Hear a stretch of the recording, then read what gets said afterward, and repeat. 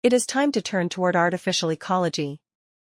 The enormity of the damage in Europe caused by extreme weather events and increasingly recurrent wildfires must produce an urgent change in environmental policy, from a decarbonization first priority to an eco-adaptive one in the form of artificial ecology, a necessary innovation. How? Terraforming. Against hydrogeological risk, embankments must be built to channel extreme water flows in order to reduce their flooding and landslide impact. This is a priority for Italy given the map of such risk, ISPRA, which shows a specific vulnerability of its territory.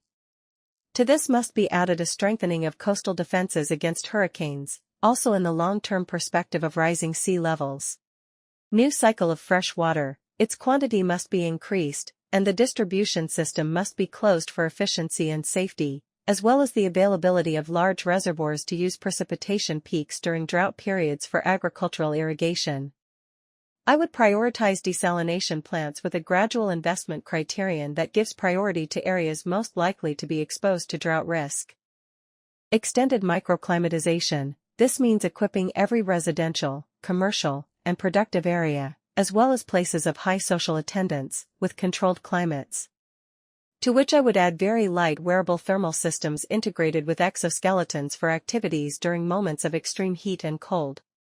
Food and greenhouses. I have observed enormous efficiency advantages in agricultural evolution within closed systems managed by specialized robotics.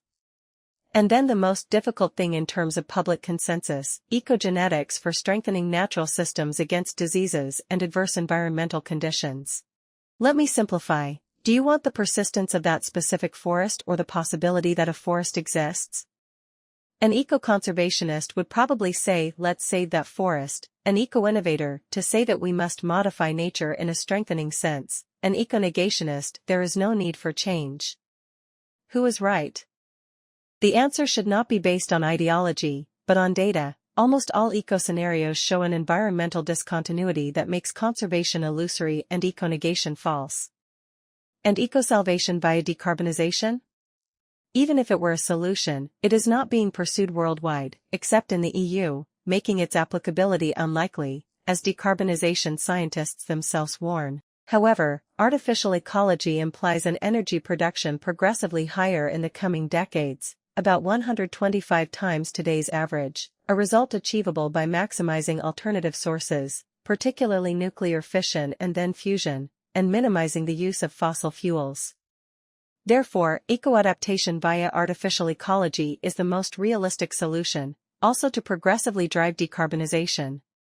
Money? My think tank is modeling a financial cycle for eco-adaptive artificialization over 70 years, Horizon 2100, for Europe, still incomplete, but it identifies returns that justify the investments. Therefore, the point is to free eco-innovative research by removing European regulatory constraints for decarbonization, a hallucination that, besides deindustrializing, slows down the most promising eco-solution.